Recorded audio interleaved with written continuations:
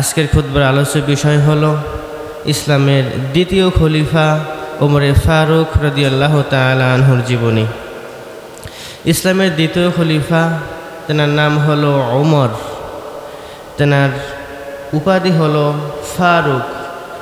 তাকে এজন্যই ফারুক বলা হতো, তিনি ছিলেন সত্য এবং মিথ্যার মধ্যে পার্থক্যকারী। ওমরে ফারুক যখন ইসলাম গ্রহণ করেন তখন বিশ্বনবীর কাছে একটা তাকবীর দেয়ার, স্লোগান দেওয়ার অনুমতি চান। বিশ্বনবী অনুমতি দিলে ওমর রাদিয়াল্লাহু তাআলা আনহু আকাশ জমিন প্রকম্পিত করে আল্লাহর নামে তাকবীর দেন। ওই তাকবীর শুনে মক্কার বড় বড় কাফেররা, আবু জাহেল, আবু লাহাব, উতবা, শাইবা, মুগিরা সহ বড় বড় কাফেররা ওমরে ফারুকের তাকবীর শুনে ঘর থেকে বেরিয়ে এলো। কিন্তু মিছিলের সামনে ওমরকে দেখে আবার সবাই ঘরের মধ্যে প্রবেশ করলো। বিশ্বনবী এই দৃশ্য দেখে বললেন, ওমর, তুমি আজ থেকে ওমর নও, তুমি আজ থেকে ওমরে ফারুক। ফারুক মানে হলো সত্য এবং মিথ্যার মধ্যে পার্থক্যকারী। আবার কোরআনকে বলা হয়েছে আল ফুরকান হুদাল লিন্নাসি ওয়া বাইয়িনাতিম মিনাল হুদা ওয়াল ফুরকান। আল্লাহ বলেন, হুদাল লিন্নাস, আমি এই কোরআনকে নাজিল করেছি মানুষের হেদায়েতের জন্য, ওয়া বাইয়িনাতিম মিনাল হুদা, এবং এই হেদায়েতের উপর ভিত্তি করে আমি কোরআনে দিয়েছি বিশদ বর্ণনা, ওয়াল ফুরকান, এবং কোরআনকে আমি রেখেছি সত্য মিথ্যার পার্থক্যকারী রূপে। আর ওমরে ফারুক ছিলেন সত্য মিথ্যার পার্থক্যকারী একজন জীবন্ত মানুষ। তেনার পিতার নাম ছিল খত্তাব, এজন্য আমরা প্রায় শুনি ওমর ইবনে খত্তাব। তেনার মাতার নাম ছিল হান্তামা। ওমরে ফারুকের বংশ ছিল কুরাইশ বংশ। ওমরে ফারুকের গোত্র ছিল আদি গোত্র। তিনি ঐতিহাসিকদের মতে রাসূল করিম সাল্লাল্লাহু আলাইহি ওয়াসাল্লাম যখন হিজরত করেন, ওই হিজরতের 40 বছর পূর্বে জন্মগ্রহণ করেন। এই হিসাবে বোঝা যায় বিশ্বনবীর 13 বছরের ছোট ছিলেন ওমরে ফারুক। রাসূল সাল্লাল্লাহু আলাইহি ওয়াসাল্লামের চাইতে ওমরে ফারুক ছিলেন 13 বছরের ছোট। ওমরে ফারুক রাদিয়াল্লাহু তাআলা আনহু শৈশব কৈশোর থেকেই তার বাবা খত্তাবের উট চড়াতেন। তিনি ছোটোবেলা থেকেই উট চড়িয়ে কর্ম করে খেতেন। আমাদের মতো অকর্মণ্য না, আমাদের মতো বাবার হোটেলে মায়ের কোলে বসে খেতেন না। ওমরে ফারুক একেবারে ছোট থেকে কিশোর শৈশব কৈশোর থেকেই ওমরে ফারুক তার বাবা খত্তাবের উট চড়িয়ে কর্ম করে খেতেন। একদিন খলিফা হওয়ার পরে ওমর রাদিয়াল্লাহু তাআলা আনহু একদিন ওই মাঠের পাশ দিয়ে যাচ্ছিলেন। হঠাৎ থমকে দাঁড়িয়ে গেলেন এবং কাঁদতে লাগলেন। তার সাথীরা বলল, আমিরুল মুমিনিন, আপনি এখানে হঠাৎ দাঁড়ালেন যে, আবার চোখ দিয়ে অশ্রু ঝরালেন, এর কারণটা কি? তখন ওমরে ফারুক বললেন, আমি যখন ছোট ছিলাম তখন আমি এই মাঠের মধ্যেই আমার বাবা খত্তাবের উট চড়াতাম। উট চড়ানোর বদৌলতে আমার বাবা আমাকে খাবার দিত, আমাকে লালন পালন করত। তখন আমি প্রচণ্ড রোদের মধ্যে আর টিকতে পারতাম না। মরুভূমির মধ্যে 45-50 ডিগ্রি তাপ থাকলে আবার নিচে বালু, উত্তপ্ত বালু, ছায়া নাই, আশ্রয় নাই। তখন ওমরে ফারুক বলতেন, আমি আশ্রয়ের জন্য, একটু ছায়ার জন্য উট যেখানে দাঁড়িয়ে থাকে, উটের ছায়া যেখানে পড়ে, আমি ওখানে একটু বসে থাকতাম। মাঝে মাঝে উটের পেটের নিচে বসে থাকতাম। আমার বাবা এসে আমাকে মারধর করত, আমাকে গালিগালাজ করত, আমাকে বলতো, অকর্মণ্য, তোকে দিয়ে কিছুই হবে না। ইসলাম গ্রহণের পূর্বে আমাকে গোটা বিশ্বের কেউ চিনত না। ইসলাম গ্রহণের পূর্বে আমার কোনো সম্মান ছিল না, আমার কোনো ইজ্জত ছিল না। ইসলাম গ্রহণ করার পরে আল্লাহ রাব্বুল আলামিন আমাকে এত সম্মানিত বানিয়েছেন, গোটা বিশ্বের রাজা বাদশারা আমি ওমরের নাম শুনলে থর থর করে কাঁপে। গোটা বিশ্বের মানুষ আমি ওমরের নাম শুনলে ভয় পায়। আমি ওমরের আন্ডারে এখন অর্ধেকটা পৃথিবী চলে। যে ওমর কিচ্ছু ছিল না, যে ওমরকে কেউ চিনত না, যে ওমর ছিল উটের রাখাল, সেই ওমর এখন অর্ধেকটা পৃথিবীর বাদশা। এটা ভেবে ভেবে ওমরে ফারুক কাঁদতেন। ওমরে ফারুক রাদিয়াল্লাহু তাআলা আনহু তিনি ছিলেন খুব বিচক্ষণ একজন মানুষ। তিনি লিখতে জানতেন, পড়তে জানতেন, তিনি সুন্দর কবিতা বলতে পারতেন। তিনি তাদের কুস্তিবিদ্যায় খুব পারদর্শী ছিলেন। আবার ওমরে ফারুক ছিলেন কুরাইশ বংশের নসবনামা পারদর্শী। তিনি তাদের নসবনামা কুরাইশ বংশের বংশ পরিচিতি জানতেন। ওমরে ফারুক রাদিয়াল্লাহু তাআলা আনহু এতই বিচক্ষণ ছিলেন যে তৎকালীন সময়ে আইয়ামে জাহিলিয়া যুগে লক্ষ লক্ষ মানুষের মধ্যে মাত্র 17 জন মানুষ ছিল শিক্ষিত। লক্ষ লক্ষ মানুষের মধ্যে মাত্র 17 জন মানুষ ছিল শিক্ষিত। ওই 17 জন মানুষের মধ্যে ওমরে ফারুকও ছিলেন একজন। সুবহানাল্লাহ। ওমরে ফারুক এতটা বিচক্ষণ ছিলেন, এতটাই বুদ্ধিমান ছিলেন।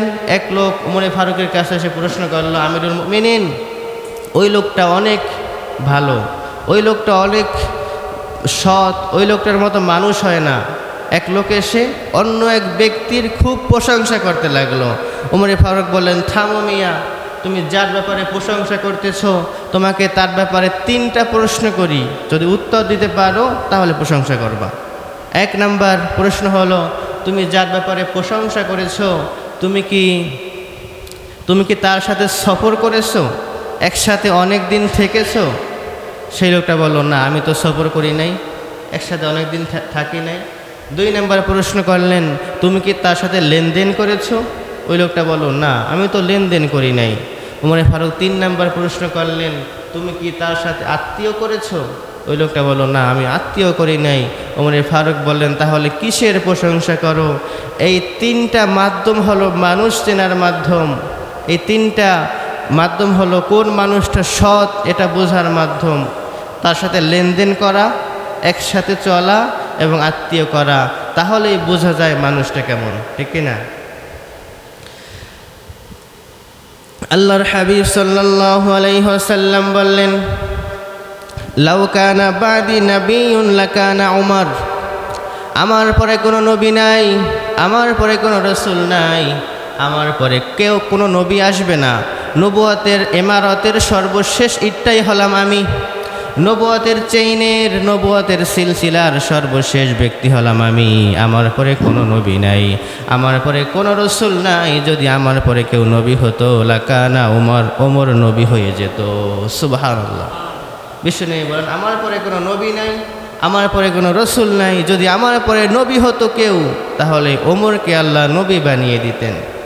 আবার অন্য হাদিস আল্লাহর হাবিব সাল্লাল্লাহু আলাইহি ওয়াসাল্লাম বলেন, ইন্নাল্লাহা জাআলাল হাক্কু আলা লিসানি উমারা ওয়া কলবি, নিশ্চয় আল্লাহ রাব্বুল আলামিন ওমরে ফারুকের হৃদয়ের মধ্যে এবং ওমরে ফারুকের মুখের মধ্যে হককে প্রতিষ্ঠা করে দিয়েছেন, ইসলামকে আল্লাহ প্রতিষ্ঠা করে দিয়েছেন। ওমরে ফারুক যেই কথাই বলতো ওই কথাটা সরাসরি আল্লাহর কথা হয়ে যেত। আল্লাহর হাবিব সাল্লাল্লাহু আলাইহি ওয়াসাল্লাম বললেন, লিকুল্লি উম্মাতিন মুহাদ্দাস, প্রতিটা কওমের মধ্যে একজন করে মুহাদ্দাস থাকে। মুহাদ্দাস হলো ওই ব্যক্তি যেই ব্যক্তির মুখ থেকে শুধু আল্লাহর কথাই বের হয়, ওই ব্যক্তি যা বলে সরাসরি আল্লাহর কথা হয়ে যায়। বিশ্বনবী বলেন, লিকুল্লি উম্মাতিন মুহাদ্দাস, প্রতিটা কওমের মধ্যে একজন করে মুহাদ্দাস থাকে। আর আমি বিশ্বনবীর কওমের মধ্যে রব্বুল আলামিন ওমরে ফারুককে মুহাদ্দাস বানিয়ে দিয়েছেন। সুবহানাল্লাহ। এজন্য ওমরে ফারুককে কাফেররা ভয় পেত, ওমরে ফারুককে মুশরিকরা ভয় পেত, ওমরে ফারুককে মুনাফিকরা ভয় পেত। যখন মুনাফিকরা ওমরে ফারুককে দেখতেন মুনাফিকরা থরথর করে কাঁপত। এমনকি ওমরে ফারুককে শয়তানও ভয় পেত।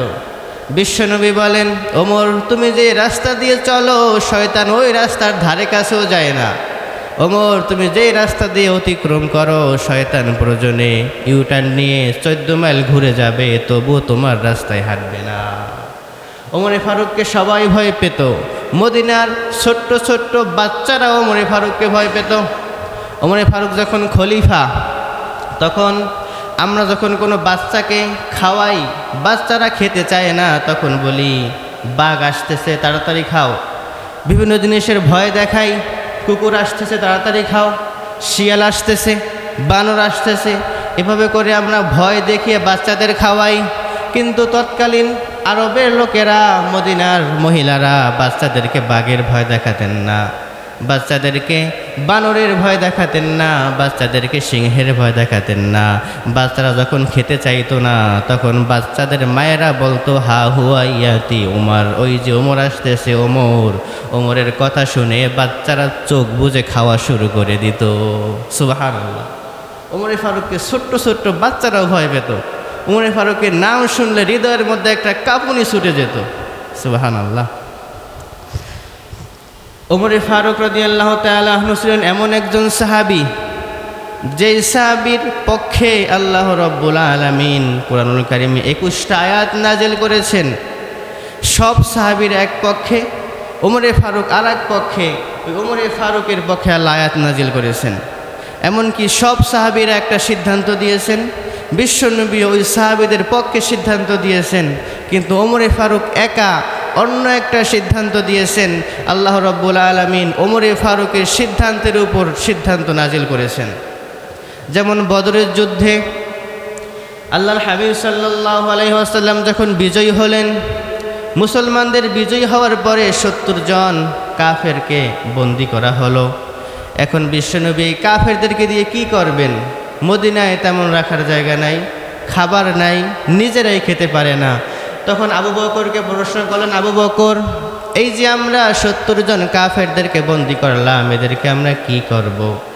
আবু বকর বললেন, ইয়া রাসূলুল্লাহ, যেহেতু তারা আমাদেরই ভাই, আমাদেরই চাচা, আমাদেরই বংশের কেউ, আমাদেরই গোত্রের কেউ, এবং আমরা যদি তাদেরকে মদিনায় নিয়ে যাই, মদিনায় এত বড় জেল নাই, এত বড় রাখার জায়গা নাই, আবার মদিনায় আমাদের তেমন খাবারও নাই যে তাদেরকে খাবার দেব, আমরা নিজেরাও খেতে পারি না। আবু বকর রাদিয়াল্লাহু আনহু বললেন, তাদের কাছ থেকে কিছু মুক্তিপণ নিয়ে, কিছু মুক্তিপণ আদায় করে তাদেরকে ছেড়ে দেই। এবার বিশ্বনবী বলেন, ওমর, তোমার পরামর্শ কি? ওমরে ফারুক রাদিয়াল্লাহু আনহু বললেন, ইয়া রাসূলুল্লাহ, তারা যেহেতু আমাদের প্রকাশ্য শত্রু, তারা যেহেতু আমাদের বিরুদ্ধে প্রথমবার যুদ্ধে এসেছে, তাদেরকে যদি আমরা আবার ছেড়ে দেই, তারা আমাদের বিরুদ্ধে আবার কূটকৌশল চালাবে, তারা আমাদের বিরুদ্ধে আবার ষড়যন্ত্র চালাবে। একটা কাজ করেন, তাদেরকে সমানে হত্যা করে দেই। বিশ্বনবী বলেন, ওমর, তুমি কি বললা? হত্যা করে দেব? যুদ্ধ তো শেষ, এখন কিভাবে হত্যা করি এদেরকে? আল্লাহর হাবিব সাল্লাল্লাহু আলাইহি ওয়াসাল্লাম বললেন, ওমর, তোমার সিদ্ধান্তটা থাক, আমি আবু বকরের সিদ্ধান্ত গ্রহণ করে তাদের কাছ থেকে কিছু অর্থ নিয়ে, মুক্তিপণ নিয়ে তাদেরকে ছেড়ে দেই। বিশ্বনবী তাদের কাছ থেকে মুক্তিপণ নিয়ে তাদেরকে ছেড়ে দিলেন। সঙ্গে সঙ্গে আল্লাহ রাব্বুল আলামিন আয়াত নাজিল করলেন, মা কানা লিনাবিয়্যিন আন ইয়াকুনা লাহু আসরা হাত্তা ইউসখিনা ফিল আরদ তুরিদুনা আরদাদ দুনিয়া ওয়াল্লাহু ইউরিদুল আখিরাহ ওয়াল্লাহু আজিজুন হাকীম। আল্লাহ রাব্বুল আলামিন আয়াত নাজিল করলেন, কোনো নবীর পক্ষে শোভনীয় নয় শত্রু চিরতরে ধ্বংস করার পূর্বে তাদেরকে ছেড়ে দেয়া, কোনো নবীর পক্ষে শোভনীয় নয়। আল্লাহ স্পষ্ট জানিয়ে দিলেন, কোনো শত্রুদেরকে চিরতরে নির্মূল করার পূর্বে, চিরতরে ধ্বংস করার পূর্বে তাদেরকে ছেড়ে দেয়া কোনো নবীর পক্ষে শোভনীয় নয়। তুরিদুন আরদাদ দুনিয়া, তোমরা চেয়েছো দুনিয়া, আল্লাহ বলতেছেন তোমরা চেয়েছো সামান্য দুনিয়ার মুক্তিপণ। আল্লাহু ইউরিদুল আখিরা, কিন্তু আমি আল্লাহ চাই আখিরা। আল্লাহ রাব্বুল আলামিন ওমরে ফারুকের সিদ্ধান্তের উপরে সিদ্ধান্ত নাজিল করে জানিয়ে দিলেন, নবী, আপনার কাজটা ঠিক হয় নাই, ওমরে ফারুকের সিদ্ধান্ত গ্রহণ করা হয়েছিল আপনার জন্য শ্রেয়। ওমরে ফারুকের পক্ষে আল্লাহ আয়াত নাজিল করলেন। বিশ্বনবী বলেন, ওমর, এদিকে আসো, তুমি যে সিদ্ধান্ত দিয়েছিলা, তোমার সিদ্ধান্ত যদিও আমি গ্রহণ করি নাই, কিন্তু তোমার সিদ্ধান্তের উপরে রব্বুল আলামিন খুশি হয়ে তিনি সিদ্ধান্ত দিয়েছেন। সুবহানাল্লাহ। এই ছিলেন ওমরে ফারুক। ওমরে ফারুকের পক্ষে এভাবে একটা দুইটা আয়াত নয়, 21টা আয়াত আল্লাহ নাজিল করেছেন ওমরে ফারুকের সিদ্ধান্তের উপরে। আল্লাহ সিদ্ধান্ত দিয়েছেন। এবার আসুন, ওমরে ফারুক কিভাবে ইসলাম গ্রহণ করলেন। ওমরে ফারুক যখন কাফের ছিলেন, তখন অন্যান্য কাফেররাও ওমরে ফারুককে দেখে ভয় পেত। অন্যান্য কাফেররাও ওমরে ফারুকের সামনে এসে একটা কথা বলার সাহস পেত না।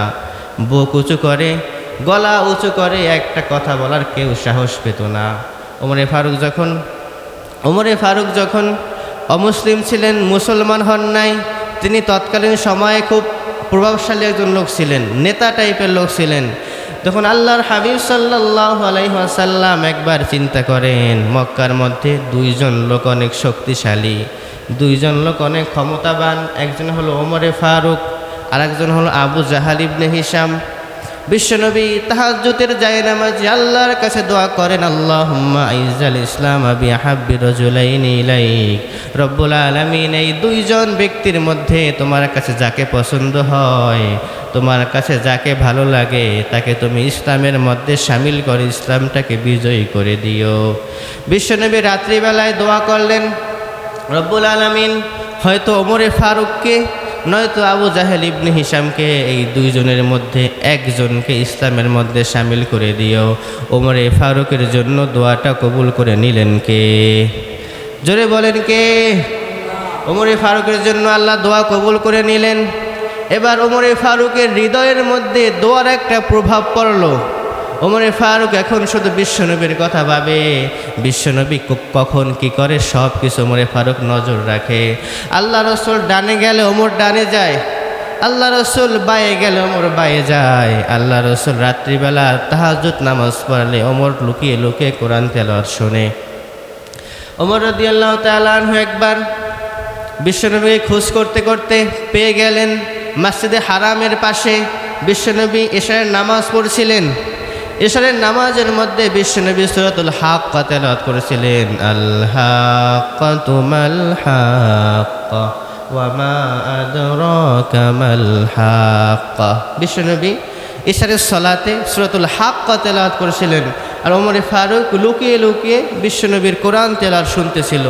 আল্লাহ রাসূল জানেন না যে ওমরে ফারুক লুকিয়ে লুকিয়ে শুনতেছেন। আল্লাহর হাবিব নামাজের মধ্যে তেলাওয়াত করে যাচ্ছেন, ওমরে ফারুক মন্ত্রমুগ্ধ হয়ে বিশ্বনবীর কণ্ঠের তেলাওয়াত শুনতেছে। আরে ভাই, বিশ্বনবীর কণ্ঠ আমাদের কণ্ঠের মতো নাকি? বিশ্বনবীর কণ্ঠ হলো গোটা বিশ্বের সবচাইতে শ্রেষ্ঠ কণ্ঠ। বিশ্বনবী যখন তেলাওয়াত করতেন, আবু জাহেল, আবু লাহাব, উতবা, সাইবরা লুকিয়ে লুকিয়ে কোরআন তেলাওয়াত শুনতে যেত।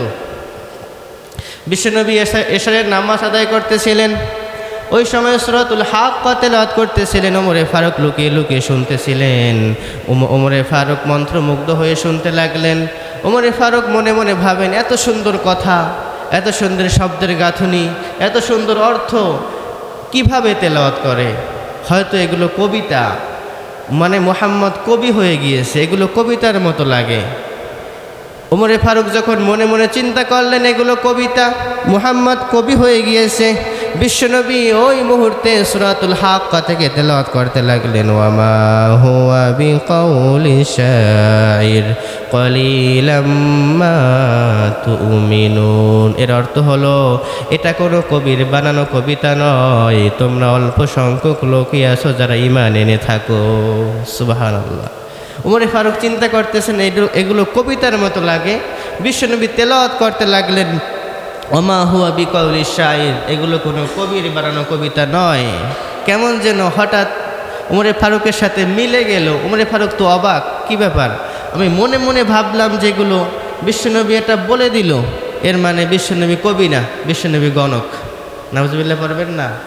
ওমরে ফারুক বলল, মুহাম্মদ কবি না, মুহাম্মদ গণক। মুহাম্মদ মনের কথা বোঝে, আমি মনে মনে যা বলি এটাও সে বোঝে। কিন্তু বিশ্বনবী এই মুহূর্তে তেলাওয়াত করতে লাগলেন, ওয়ালা বিকাউলি কাহিনিন কলিলাম মা তাযাক্কারুন। এটা কোনো গণকের বানানো গণনা নয়, তোমরা অল্প সংখ্যক লোকই আছো যারা উপদেশ গ্রহণ করে থাকো। এবার তো ওমরে ফারুক বেহুশ। ওমরে ফারুক অবাক হয়ে গেলেন, কি ব্যাপার? আমি মনে মনে যেটাই ভাবি বিশ্বনবী এটাই বলে দেয়। এটা কবিতাও না, এটা গণনাও না, তাহলে এটা কি? ওমরে ফারুক নিজেকে নিজে প্রশ্ন করতেছেন, এটা কি? কবিতাও না, এটা গণনাও না, তাহলে এটা কি? আল্লাহর হাবিব সাল্লাল্লাহু আলাইহি ওয়াসাল্লাম তখনই তেলাওয়াত করতে লাগলেন, তানজিলাম মির রাব্বিল আলামিন। এটা হলো গোটা বিশ্বের রব, রব্বুল আলামিনের পক্ষ থেকে নাজিলকৃত কিতাব। আল্লাহু আকবার। ওমরে ফারুক তো অবাক এই দৃশ্য দেখে। এই রাত্রিবেলায় এই কাহিনীটা ওমরে ফারুকের হৃদয়ের মধ্যে শুয়ে গেল। প্রথম আল্লাহ একটা ধাক্কা দিলেন, দোয়ার ধাক্কা। বিশ্বনবী দোয়া করলেন, ওমরে ফারুকের হৃদয় ছুঁয়ে গেল। আবার 2 নাম্বার সূরাতুল হাক্কা থেকে বিশ্বনবী তেলাওয়াত করতেছিলেন, এখানেও একটা ধাক্কা ওমরে ফারুকের হৃদয় ছুঁয়ে গেল। এবার ওমরে ফারুক তো নিজেকে আর কন্ট্রোল করতে পারেন না। বিশ্বনবী কোথায় কি করে সব লুকিয়ে লুকিয়ে দেখেন, বিশ্বনবী কি করে এটা মনে মনে ভাবেন। বিশ্বনবীকে খুব ফলো করতে লাগলেন। কিন্তু এই মুহূর্তে আবু জাহেল দারুন নাদোয়ায় মিটিং বসালো। ওই মিটিংয়ের মধ্যে ওমরে ফারুকও ছিলেন। আবু জাহেল ঘোষণা করলো, মুহাম্মদ যেভাবে মক্কার বুকে দাওয়াত দিতেছে, তাকে যদি ধ্বংস করা না যায়, হত্যা করা না যায়, তাহলে আমাদেরকেও তারা তার দলে নিয়ে যাবে। এটা বলে আবু জাহেল বলল, তোমাদের মধ্যে কে আছে যে মুহাম্মদকে হত্যা করতে পারবে? কেউ দাঁড়ায় না, কেউ সাহস করে না। এবার আবু জাহেল বলল, এভাবে হবে না। আবু জাহেল বলল, যেই ব্যক্তি মুহাম্মদের কল্যাণ এনে দিতে পারবে তাকে আমি 100টা লাল উট পুরস্কার দেব। তৎকালীন সময়ে চলাফেরার জন্য আরামদায়ক শক্তিশালী বাহন ছিল উট, আর এই উটের মধ্যে বিলাসবহুল উট ছিল লাল উট। বর্তমান সময়ে অন্যান্য গাড়ির তুলনায় যেমন BMW, মার্সিডিজ ব্র্যান্ডের গাড়িগুলো দামি, তৎকালীন সময়ে অন্যান্য উটের চাইতে লাল উট ছিল তেমন দামি। তৎকালীন সময়ে একটা লাল উট বর্তমান সময়ে একটা BMW, এরকম দাম ছিল তখনকার সময়ে।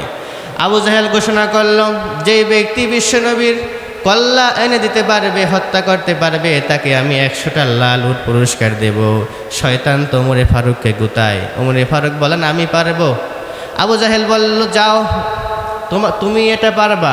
আবু জাহেল, মক্কার কাফেররা ওমরে ফারুককে উৎসাহ দিয়ে পাঠিয়ে দিল বিশ্বনবীকে হত্যা করার জন্য। ওমরে ফারুক নাঙ্গা তলোয়ার নিয়ে বিশ্বনবীকে হত্যা করার জন্য যাচ্ছেন। প্রতিমধ্যে এক সাহাবীর সাথে দেখা। বলল, ওমর তুমি কোথায় যাও? ওমরে ফারুক বললেন, বিশ্বনবীকে হত্যা করতে যাই। ওই সাহাবীর তো ক্ষমতা নাই যে ওমরে ফারুককে ফিরাবে। সাহাবী মনে মনে ভাবলেন, ওমরে ফারুকের রাস্তাটা আমি পরিবর্তন করে দেই। ওই সাহাবী বললেন, ওমর তুমি যাও বিশ্বনবীকে হত্যা করতে, আগে তোমার ঘর সামলাও। তোমার ঘরের মধ্যে তোমার বোন ফাতেমা বিনতে খাত্তাব এবং তোমার বোন জামাই দুজনে সাইদ বিন জায়েদ, দুইজনে কালেমা পড়ে মুসলমান হয়ে গিয়েছে। আগে ঘর সামলাও, তারপরে বিশ্বনবীকে হত্যা করতে যাও। ওমরে ফারুক তো রেগে বেগে আগুন, কি ব্যাপার? আমার বোন কালেমা পড়ে মুসলমান হয়ে গিয়েছে। ওমরে ফারুক রাস্তা ঘুরিয়ে বাড়ির দিকে রওনা করলেন। বাড়ি গিয়ে তার বোনকে ডাক দিলেন। তখন খব্বাব রাদিয়াল্লাহু তাআলা আনহু তাদের দুজনকে সূরাতুত তাহা তেলাওয়াত করে শোনাচ্ছিলেন।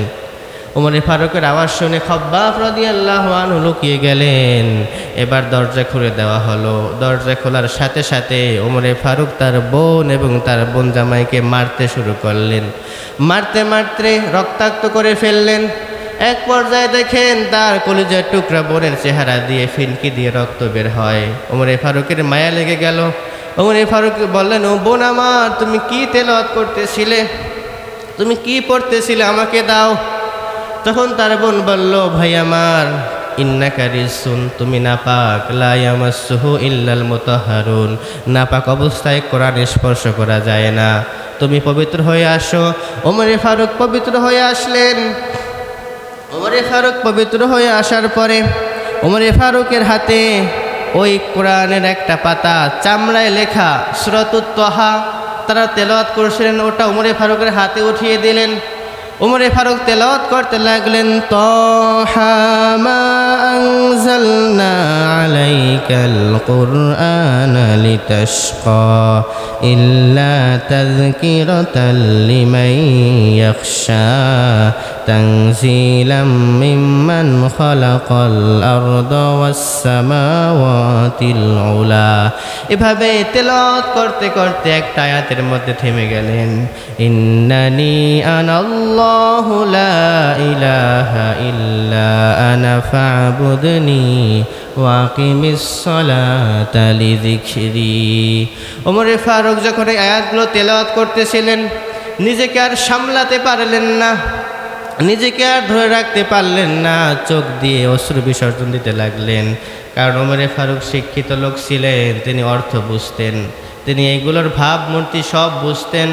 এবার ওমরে ফারুক বললেন, বোন আমার, তোমাকে মেরে অন্যায় করেছি, বোন জামাই তোমাকে মেরে অন্যায় করেছি। আইনা মুহাম্মদ, মুহাম্মদ কোথায়? আমাকে মুহাম্মদের কাছে নিয়ে চলো। এবার খব্বাব রাদিয়াল্লাহু আনহু বললেন, তুমি যদি মুহাম্মদের দেখা পেতে চাও, তখন বিশ্বনবী সাফা পাহাড়ের পাদদেশে দারুল আরকাম ইবনে আবিল আরকামের ঘরে লুকিয়ে লুকিয়ে কোরআনের দাওয়াত দিচ্ছিলেন। তখন ওমরে ফারুক রাদিয়াল্লাহু আনহু দৌড়াতে দৌড়াতে বিশ্বনবীর কাছে চলে গেলেন। বিশ্বনবীর কাছে বিশ্বনবীর চাচা ছিল হামজা ইবনে আব্দুল মুত্তালিব বলেন, ইয়া রাসূলুল্লাহ, ওই যে ওমর আসতেছে, ওমর, আপনি পালিয়ে যান, আমরাও পালাই, কারণ তার হাতে খোলা তরবারি।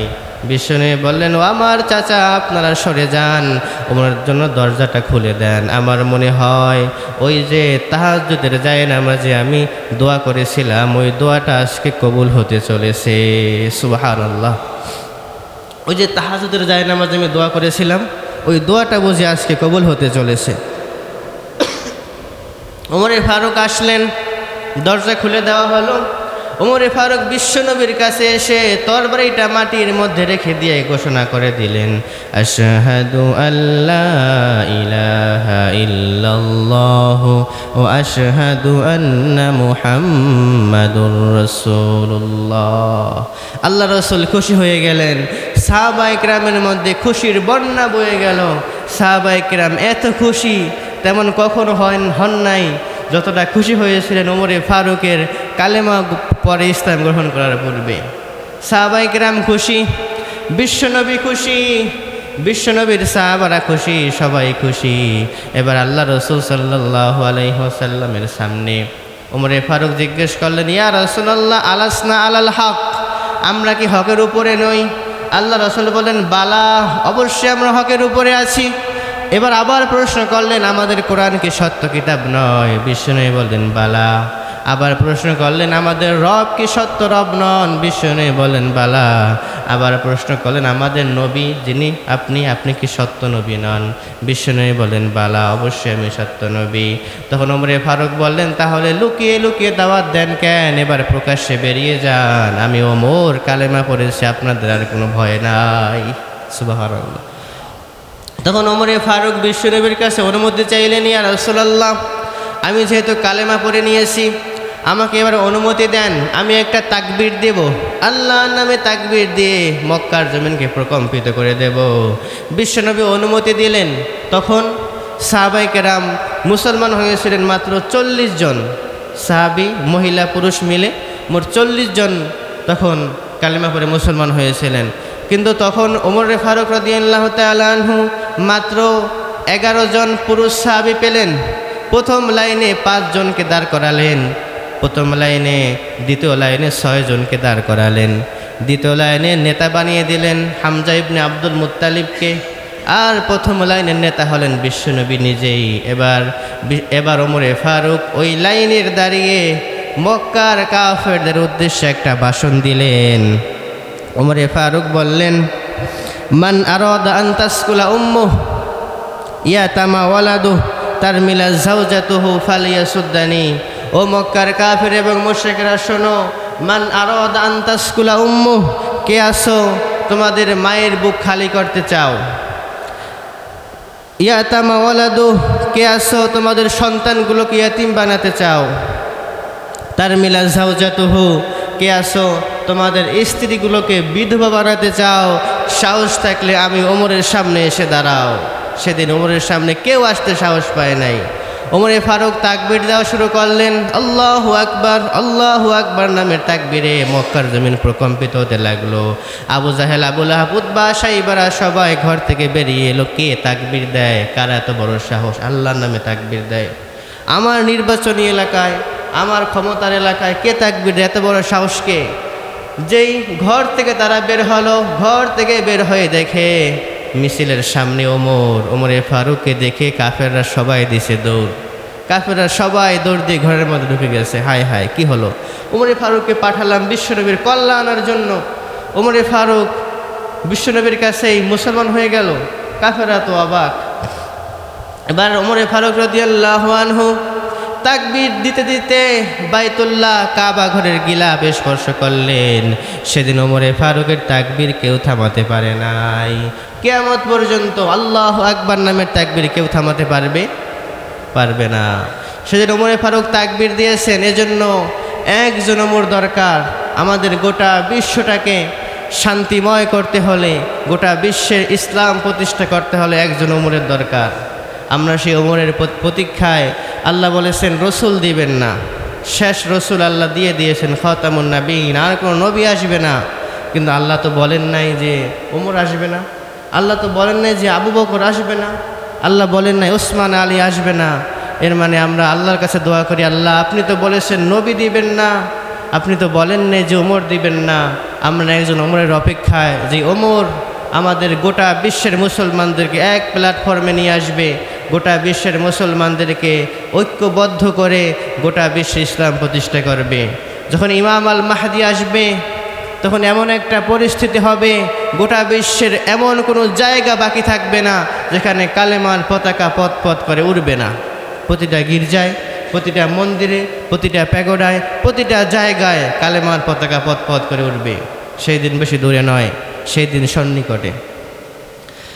ওমরে ফারুক রাদিয়াল্লাহু তাআলা আনহু ইসলাম গ্রহণ করে ফেললেন। এবার সাহাবায়ে কেরাম খুশি। এরপরে ইসলামের প্রচার প্রসার দ্বিগুণভাবে বাড়তে লাগলো।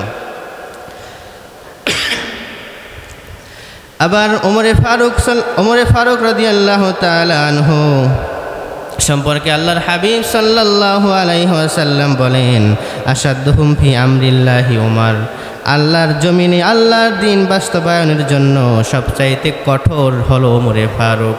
আল্লাহর জমিনে আল্লাহর দ্বীন পালনের জন্য সবচাইতে কঠিন হৃদয় হলো ওমরে ফারুক। আশিদ্দাউ আলাল কুফারি রুহামাউ বাইনাহুম, সাহাবায়ে কেরাম ছিলেন কাফেরদের ব্যাপারে বজ্র কঠোর এবং সাহাবায়ে কেরামের ব্যাপারে ছিলেন পুষ্প কোমল। এক হাদিসে আল্লাহর হাবিব সাল্লাল্লাহু আলাইহি ওয়াসাল্লাম 10 জন সাহাবীকে জান্নাতের ঘোষণা দিয়েছেন। এই 10 জন সাহাবীর মধ্যে 1 নাম্বার হলো আবু বকর, 2 নাম্বারই হলো ওমর। এর মানে ওমরে ফারুক হলো সাহাবীদের মধ্যে, এই উম্মার মধ্যে 2 নাম্বার।